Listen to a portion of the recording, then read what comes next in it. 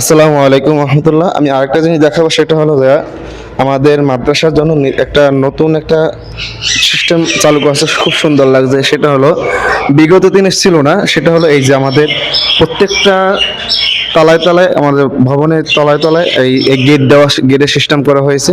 ছাত্ররা যখন বাড়ি যাবে তখন এই গেট আটকানো দেওয়া হবে, আর যখন ছাত্ররা যখন মাদ্রাসায় উপস্থিত থাকবে তখন নির্দিষ্ট টাইমের ভিতরে আটকাই দেওয়া হয়। রাত্রে ছাত্র থাকে, তাদের দায়িত্বে আমাদের এই ভবনের প্রত্যেকটা তলায় তলায় আমাদের এই গেট দেওয়া আছে। ছাত্রদের ডিউটি থাকে, ছাত্ররা রাত ঘুমানোর আগে তারা এই গেটগুলো তালা মেরে দেয়। আর যখন গভীর রাতে 4টার সময় ফজর তাহাজ্জুদ নামাজ যখন হবে, তখন এই গেটগুলো খুলে দেওয়া হয়। এখানে সিকিউরিটির জন্য, আমাদের ছাত্রদের সেফটির জন্য এই কাজটা করা হয়।